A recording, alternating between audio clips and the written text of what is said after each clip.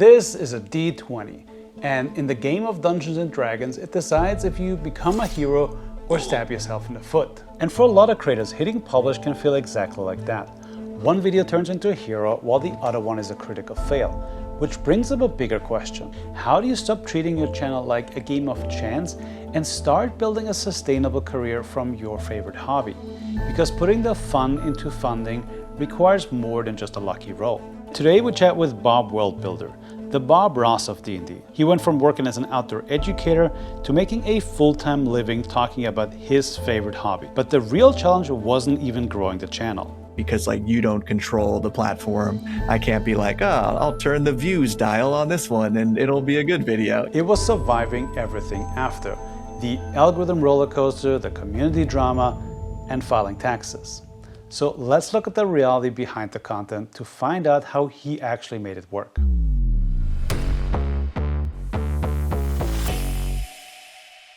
You are now one of the voices in the D&D creator space, like a staple channel, if I say so. And what compelled you in the first place to put yourself out there and talk about nerdy things like Dungeons and Dragons? I started mostly because of the thing that we kind of started this chat with, where I feel like most people don't really get what D&D is, what role-playing games are.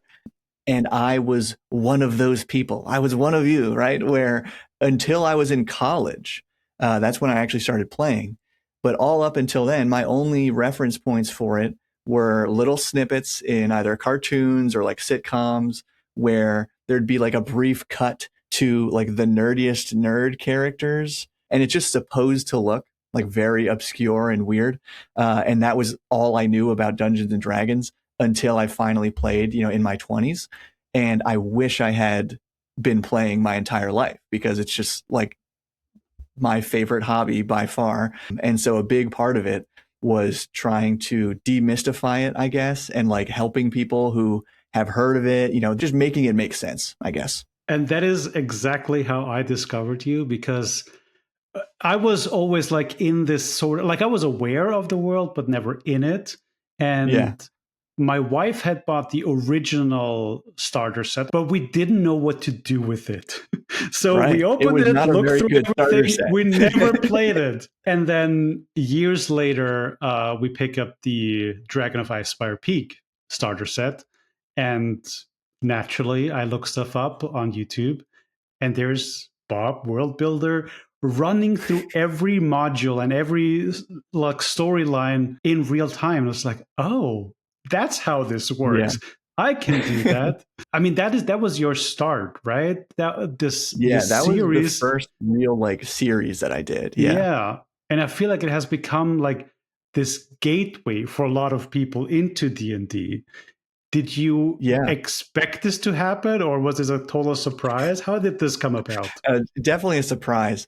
And it's funny. I've tried to think back on, nowadays being much more familiar with the analytics of YouTube and stuff, trying to think back on were those videos even doing better than my other ones really? I don't remember, but I guess I just do remember the feedback being very positive, the comments, I think it was just, I'm enjoying this.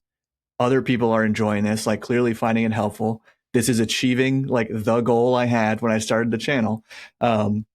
So I ended up, like you said, just kind of covering every mini quest in this box set, and just how you can run it a little more simply maybe than what's described in the set, and or add in your own little things to tie it, just make it more fun for your group. Again, I'm probably going to say that a lot of times in this video. Did this shape the next videos that you would make, or were you at this point still totally oblivious of the algorithm and all the metrics? That series ended up lasting a long time because there was a lot to go through. It did then give me the inspiration to do it for a bigger adventure, one of the more full books that D&D releases. That was the Icewind Dale campaign. And so I definitely, got good feedback on those as well. But that was also then during a time period when I was just experimenting, I guess, with more like what you might consider typical D&D guide videos, where it's just kind of covering a variety of topics. And again, all from the perspective of like, here's just a fun idea. That's kind of like what every video sort of boils down to. Whether it's like about something with combat, or like, oh, there's this cool magic item, or like, oh, you can create an interesting NPC like this. Like there's just a million things to talk about because it's such a creative hobby. And so I was kind of doing those things at the same time, but then it was the other things, not the campaign ones, that started to like gain more attention at that point. But I think it did come from the base of all these people who followed me because I like was able to walk them through that campaign initially. You mentioned a few times that you were like already experimenting with other things and just like you weren't just doing one thing at a time. Yeah. Do you think that is part of why you are still a TTRPG YouTuber? Because there was a huge spike probably during the pandemic, like fueled through Critical Role, Stranger Things. It was a very hyped topic, and myself included. A lot of these channels faded away after some time. But you're still in it. This is your full-time thing now. Do you think those experiments were a key part of that, or was there another element that makes you persistent in this genre? It's interesting because it's like once you become a full-time creator, it's like, well, now I have to, like I'm kind of forced to experiment more to keep things running. And I'm sure we could like definitely dig into this more. But it's like, even I still consider myself as like in a not super, like in terms of like job security, I still don't consider myself as like I am a permanent D&D YouTuber, because and maybe that's some personal anxiety, but it's like I always feel like because this kind of came out of nowhere, right? And it's like because I never expected it to get to where it's at, I feel like it could be easy come, easy go, right? Where there's just you frankly don't have as much control as you would want over your job on YouTube, because like you don't control the platform. I can't be like, oh, I'll turn the views dial on this one and it'll be a good video, like as much as we all wish that were the case. So all that said, before I was full-time, the experimentation was more just like for fun. Like, I want to make a video about this. That's what I'm going to do. And again, I don't think I was like watching all like like what did better, or like put it this way, I was doing it in a very simple fashion where it was like, okay, this one got a lot of positive comments and the views were good. I'll do something like that again. But I didn't like dig into very specific things about like, oh, the average duration on this one was 3 percentage points higher than this other video that had similar views. So which one? Oh, and there's like a dip in the viewer. I can't even think of the term, right? But just like the viewership at this, second in the video, what happened there? Or like there's a spike here. What did I show? I know that like a lot of people will analyze those things to death, and sometimes it works really well. Like you can, I'd probably be more successful if I were to do that to some degree. But yeah, I don't know. I guess to sum that up, it's that I do feel like like a lot of other creators, got lucky in that we already had channels during that wave of like that surge of popularity for D&D. Like I already had a good backlog of content and like a reasonably sized audience, so that new people, coming into the hobby were like, oh, here's a channel who kind of knows what he's talking about, right? And now that the big initial surge is over, I do find myself back in a position where it's like trying to make my overall job more sustainable off of YouTube, because it's like I can't control YouTube. So what can I control? And for a lot of people in the industry of role-playing games, that is in publishing. So I'm trying to get into that more so. Interesting. Yeah, that's definitely something we got to put a pin into that. Yeah. Because being a YouTuber, being a creator, and how to make that sustainable is a very open-ended question. But the step before that is even to become a full-time creator, or like get it to a point where it can pay rent. Right. Can you walk me a little bit through your transition? Because your hand was forced a little bit, right? In that transition. Yeah. Yeah. So as the story goes, my day job was basically a mix between a camp counselor and like a park ranger, be a guide slash informal teacher. So I was called an outdoor educator for groups of students who would come to this camp and stay for a week. And I would teach them mostly about like sciencey outdoors things. And ultimately, the forcing my hand part comes from the pandemic when suddenly school groups weren't doing field trips anymore. So, Right. but at this point, already had, I want to say I was like over 1,000 subscribers. So I was monetized. I was getting some, affiliate income. I think I had just maybe gotten a couple sponsorships at this point. But that's when I started a Patreon, and that's when I also started then being what some people would call a professional game master. Because through Patreon, I had one tier on there. It only allowed 5 people to join, and they would be players in an online game of Dungeons and Dragons with me. And so that's when it was like really Patreon kind of opened up this whole new income stream, just to talk about it literally, where it was like, oh, if this like really grew and like, okay, I'm seeing how like I'm getting some sponsorships now, if that really grew. And, I had all these like seeds kind of planted at this point. So that's when it really opened my eyes to like, there is potential here that this could compete with my full-time job. And I still didn't expect it to, like when I started all of this, it was kind of like, oh yeah, like you can make money on YouTube, right? It would be great to be able to afford like the shiny new dice or whatever, and like the new books that come out once every couple of months. Never expected that it could be, competing with my job from at the beginning. It wasn't until when I was really forced to think about it that way that I saw like, oh, this could be a thing. And then to fast forward through the story, got my job back after COVID kind of settled down. But what was done, I guess. Whereas like I was now had like the starry-eyed vision of what could be with the YouTube career, and seeing that my day job, as much as I liked a lot of parts of it, there were parts that I did not like. And I could see that it wasn't going anywhere. Like there was just no really potential for growth there. Whereas like YouTube, I had, I guess technically more control over it, as much as I've said it's hard to control these things. And so, yeah, after a couple years of that, I made the switch.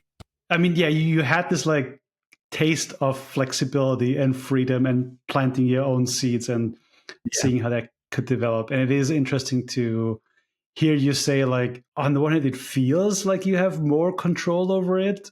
On the other hand, you definitely have no control over it. Yeah. Were there some parts, like after you made the call, that like you didn't expect that were harder than you expected?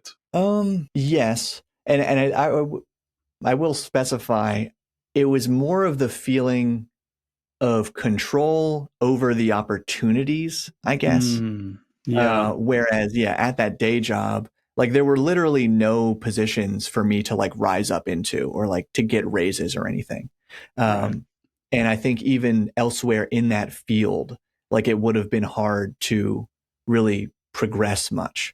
Whereas with YouTube, again, even as much as like I can't really control if it's going to happen or not, I could see that the ceiling was higher. And I mean that not only in terms of like income and stuff, but just in how much I could even enjoy it again, and like how much, all the benefits that could come with being your own boss, basically. So then now I'm kind of forgetting, because I wanted to specify that. What exactly did you just ask? Was there any parts that were more challenging or that were unexpected in being full-time? Every single thing related to actually running a business besides just making videos. Like just being your own business. Oh my gosh. Every step along the way. Like with finances and stuff, again, I already said I'm like a very frugal person and always have been. Part of that is just like anxiety around money, I guess. So even with things like having to go from I file my taxes once a year to I file them quarterly, in the United States as owning your own business, and having to do that with, my state, and federal, like there's just a million small things involved with that. Just recently, I finally launched my own website. And so that was, easier than it would have been a couple years ago when I had tried to do that, because nowadays, like, there's so many more tools even for just kind of walking you through exactly what to do, but having to figure out like sales tax and like registering with my state to be able to collect sales tax for these, even though they're just digital products, right? Is all I'm selling. Yes. So like, there's just all these logistical, like businessy financial things that make me nervous every time. And so it's just a matter of like, okay, who do I know who already knows how to do this? And, you know, where can I find this information, sort of thing. And just trying to take it one step at a time. It's all the things you definitely don't think about, right? It's just like, oh, there is an opportunity. It sounds fun. I can be my own boss.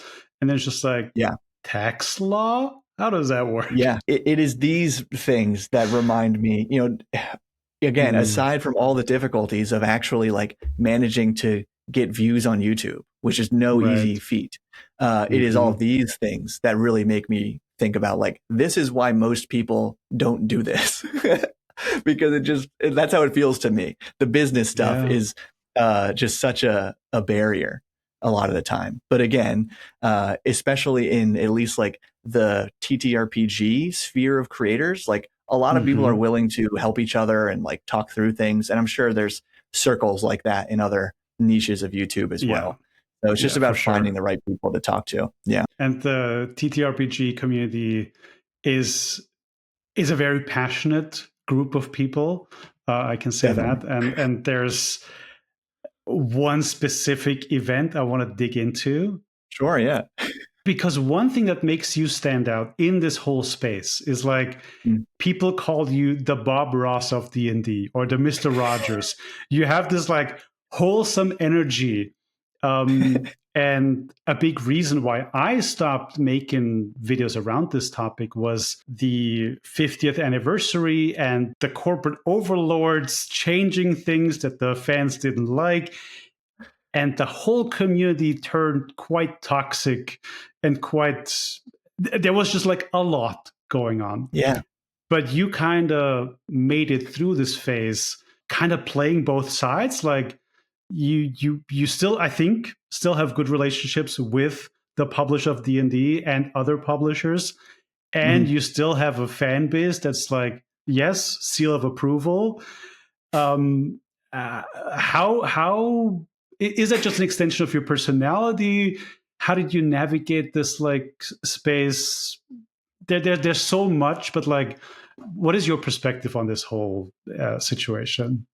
So the long short of it, right, is that for about 20 years, Dungeons and Dragons had what was called an open license that allowed anyone to create and publish materials compatible with the game without any kind of like royalty cut or really any oversight at all from Dungeons and Dragons.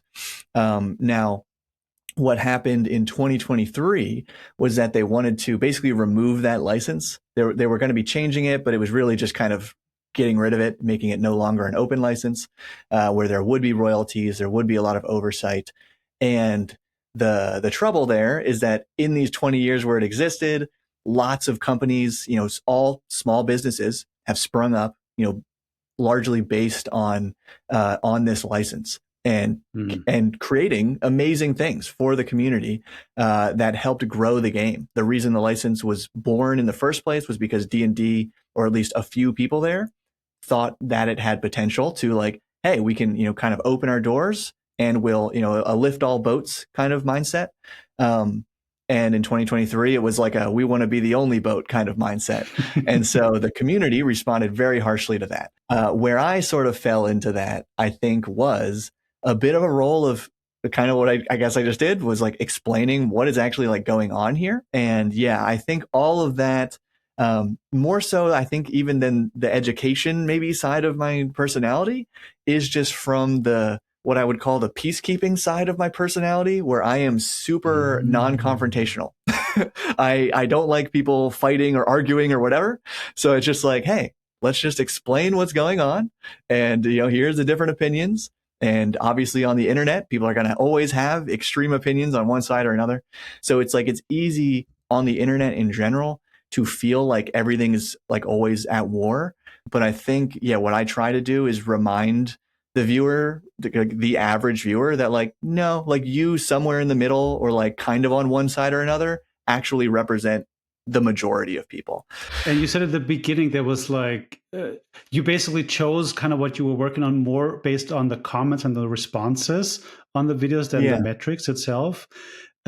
So I'm sure in that phase, there was a lot more, I would expect there to be more negative comments on your channel as well. Yeah, absolutely. Did you deal with that in any way? You know, I'm one of these people who like, as much as I wish I didn't, I do take comments personally, you know? So it's like, for me, a lot of the times it's like just trying to read fewer. You know, my strategy, this may be a good strategy for creators out there who are in the space of like, you're making videos and every once in a while, or even often, it'll kind of breach your main audience and then into a wider pool of people. So what I always do is I'll read the comments usually just within the first hour or two after a video goes out, because after that point is definitely when it's starting to hit more non-subscribers, just people who are new to the channel, who you know, don't already like me or whatever, and they're not always the nicest people, and it only takes like one mean comment to kind of wreck my day. So yeah, so I just try to only, honest, and again, as much as that's like me then choosing to stay in my bubble of positivity, that's just kind of a thing that I need to do for the sustainability of being a creator. So little tip there. It's an ongoing struggle for a lot of people. And I recently got my first hate comments, or hate is even too much, just negative, because it reached people that are not familiar with what I do. Exactly. Yeah. And that's what I say to like my friends who ask me about like my job, because, you know, obviously I play D&D with my friends, so they're like familiar with the stuff I talk about, but they don't necessarily like watch D&D content on YouTube.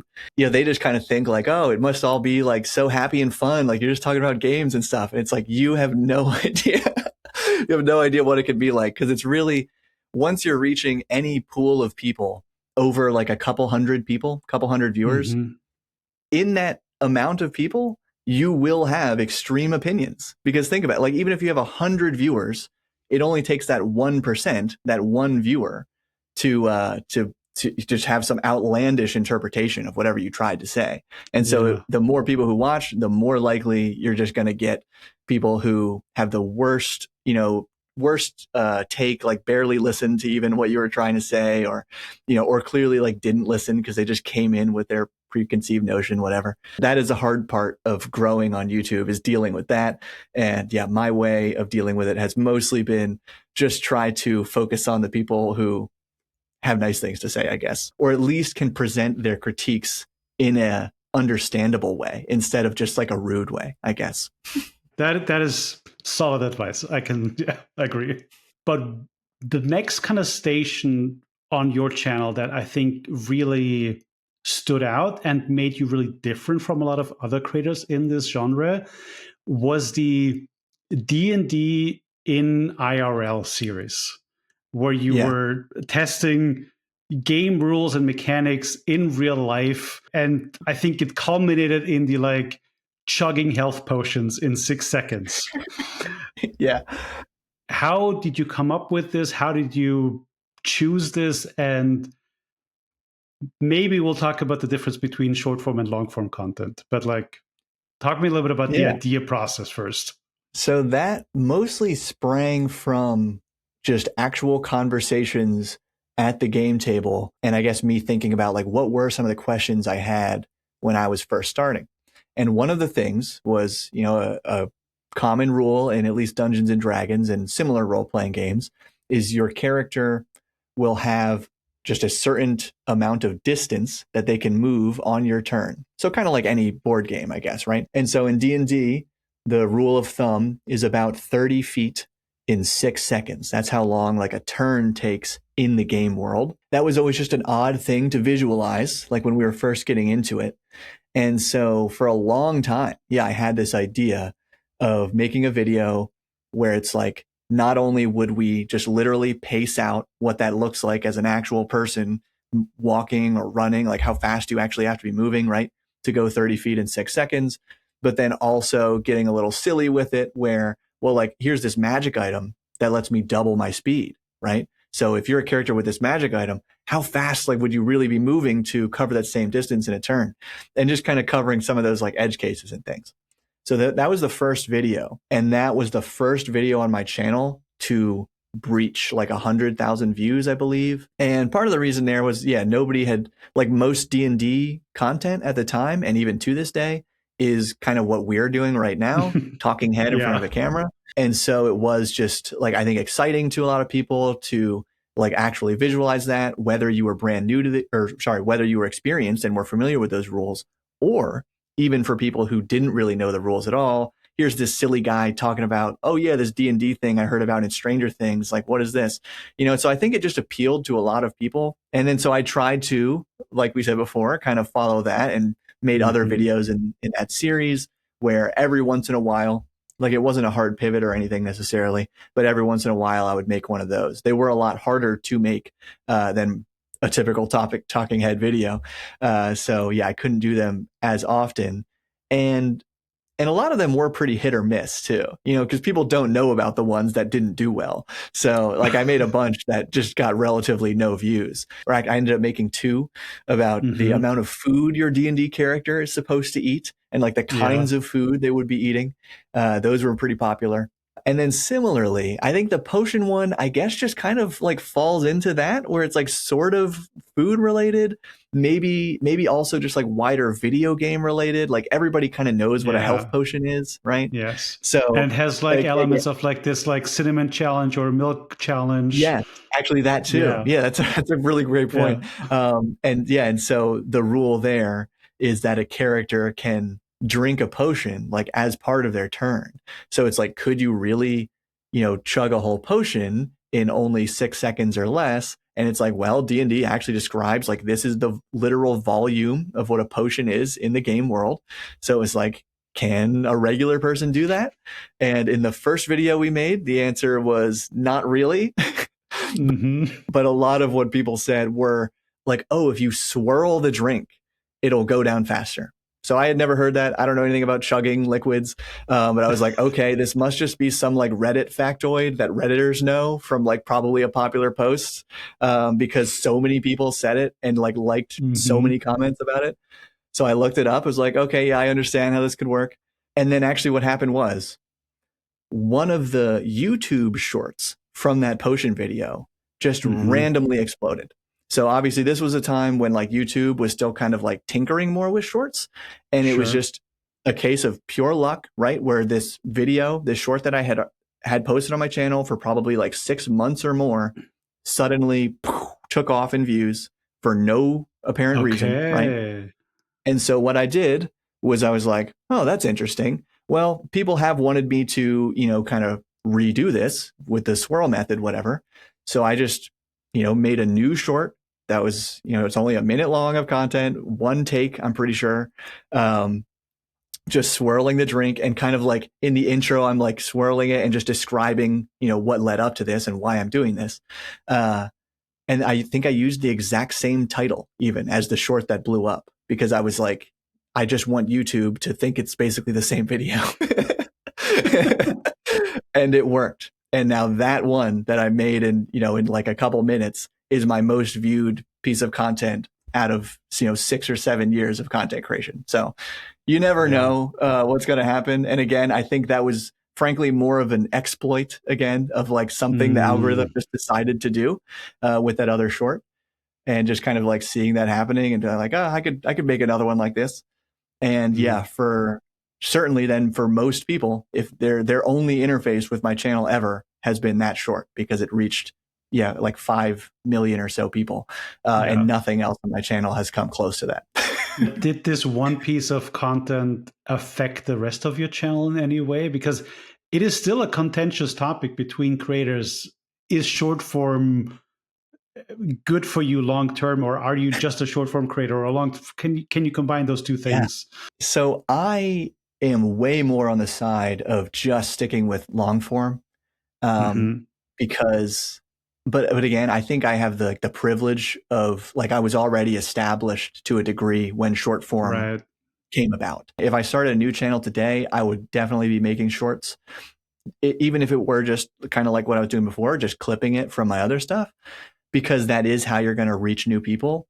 But I think the problem is that viewers of shorts, and I don't have data to back this up, but from everything I've watched about other and your creators who experience study with your own content creation channel talking about this sort of thing, I think it's just harder to get someone to stick around and like really, whether it's subscribing or joining your Patreon or whatever. I think it's a lot harder to build that connection in a short than in a long form video.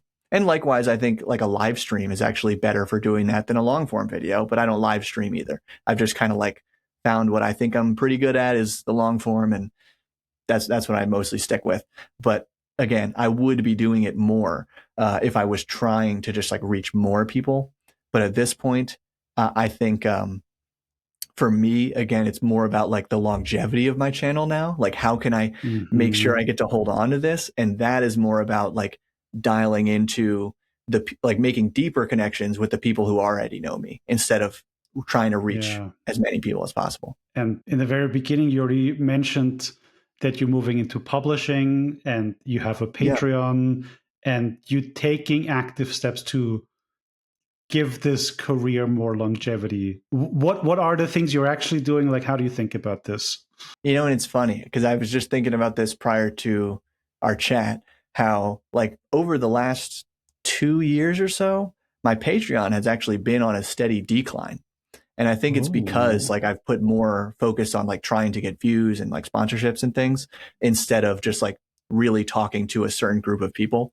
And it's silly, right? Because my channel has grown, my views have grown, again, at a more steady rate, not like the explosion here because we're post D&D peak. But you'd think those would be trending together, right? Like I'd be getting more patrons as my channel grew, my views grew. More but the views opposite equals more patrons, Right. And so there's definitely just like a tipping point, right? Where it's like you need to be reaching a lot of people in those earlier stages of like growing an audience.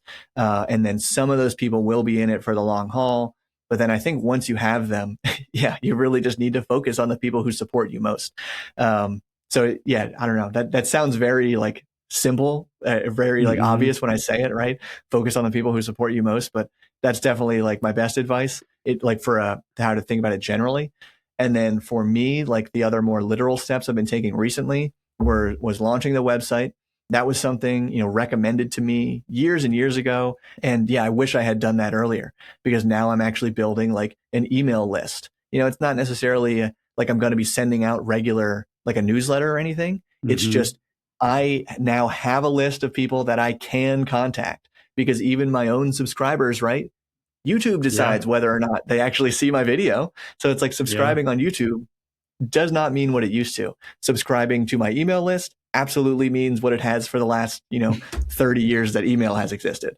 So that's something I would definitely recommend to any creator, but just take it one step at a time. Because again, it's always a lot like figuring out the intricacies of these things as you go. And you say it's a simple thing, but to focus on the group of people that support you most, but we are pulled in so many directions and there's always a new blinking light that's like wants your attention versus the thing that like feeds you. Absolutely. If you think about a creator who's like in the messy middle, trying to figure it out, trying to go full time, but is not quite there yet, do you have any advice for them? Like what should they do? Or what should they focus on maybe? I think the focus still has to be on longevity and like sustainability, because it's like, if you can just keep trying for years, eventually you'll get lucky.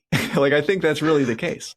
But if you're like burning yourself out, trying to have like the maximum output right now, to strike it big, chances are your effort is not going to fall into the window of time when the luck is there, right? So it's like, if you can just make it sustainable, so you're, whether it's just like a weekly video and like one short clip from it or whatever, maybe it's less than that even.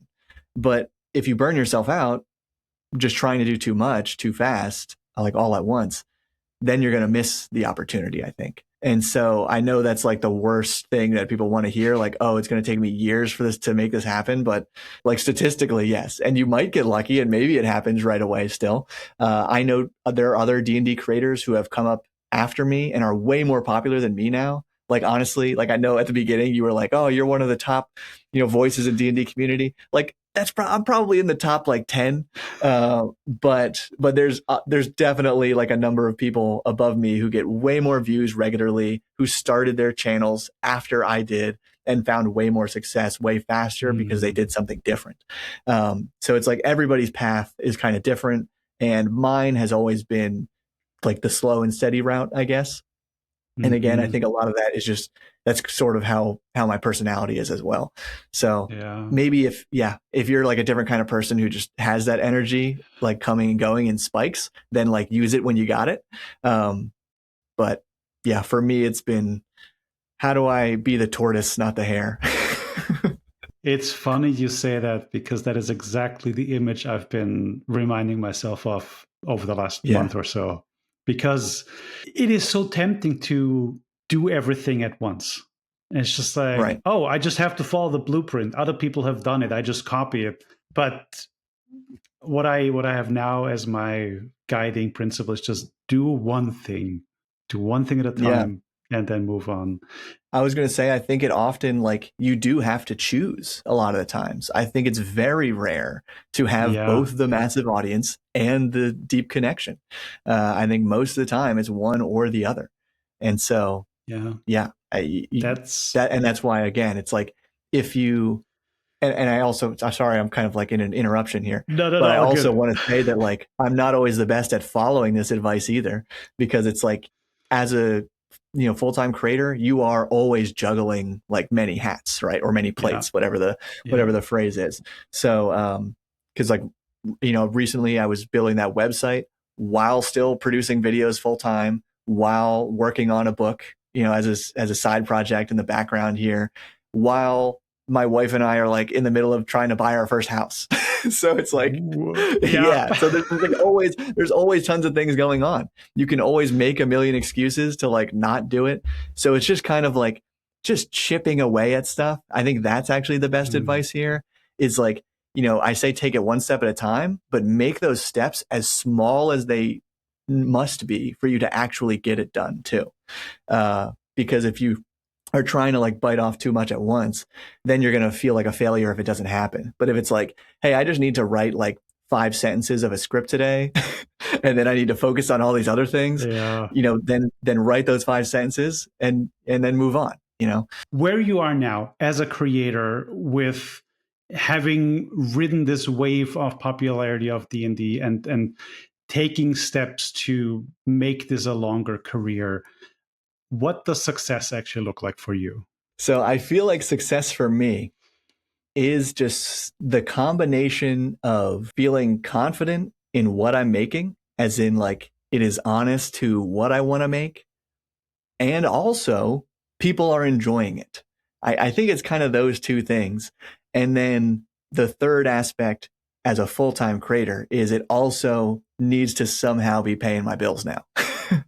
So without those three, it's not going to feel like a success as a content creator, because even if I had the two that feel great, but then I couldn't continue it as my full-time job, then it's like, I don't know, that's definitely a little less successful, I guess. So yeah, for me, it is those 3 pillars, like making what I want to make, people actually enjoy it, and they enjoy it enough that, they're either supporting me or it's able to reach enough people that it can pay some bills. This 3-point definition of success really shows that Bob understands the game he's playing. But so much advice out there for creators feels confusing because it's pointing in all kinds of different directions. So I break down the 5 distinct classes of YouTube creators in this video to help you understand what the game is you actually want to win.